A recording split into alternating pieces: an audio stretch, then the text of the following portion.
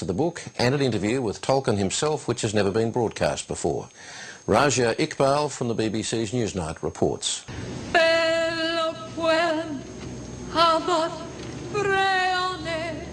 A plaintive lament from the epic movie trilogy, The Lord of the Rings. There is, though, little to lament about the Tolkien brand.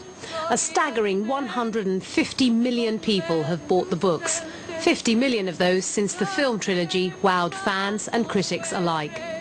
J.R.R. Tolkien's classic work of fantasy started out in his mind as a book written for his children.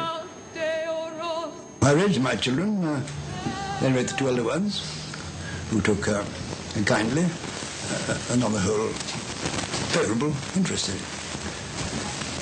But they criticised very severely, and first opened my eyes to the whole situation which led to my essay on fairy story, criticised very severely all those things in which, owing to bad models, I thought was suitable to put into a children's story.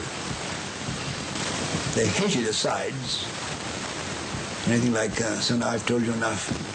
They loathed anything that made it sound as if you were talking to an actual audience. The audience for Tolkien's books remains voracious and committed. And now, some 50 years after the publication of The Lord of the Rings, the Tolkien literary estate have published a new work, The Children of Húrin. Tolkien began writing it in the trenches during the First World War. Parts of it, though, have been seen before. The Children of Húrin hasn't been published as a standalone tale.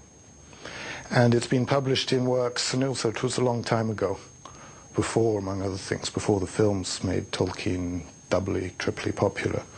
And it's published in what are scholarly works. And you can read the stories just for the stories, skipping the notes, but you're not going to get a simple start-to-finish story. And they're published with the name of very exact literary analysis, which means that if the story, it's one version of the story, and if it's interrupted, it stops there, whereas The Children of Húrin, the new book, is worked together from all the author's words, but to become a standalone story that can be read as such. However, fans of Bilbo Baggins may be in for a bit of a shock with The Children of Húrin.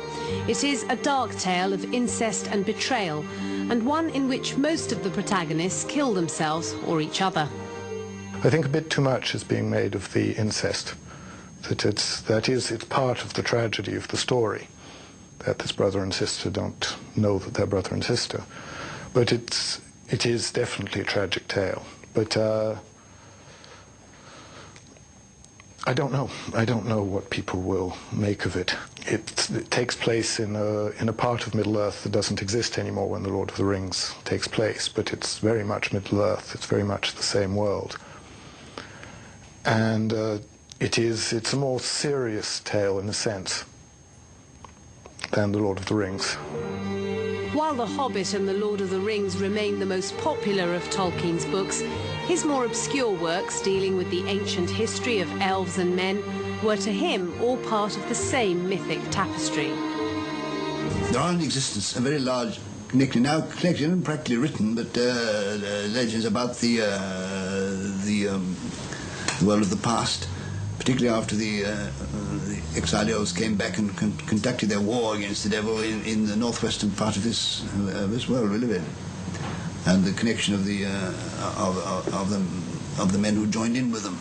We hope to strike a chord in people who've discovered the stories of Middle-earth with The Lord of the Rings, but who don't really know about the other works, or who've found them too difficult.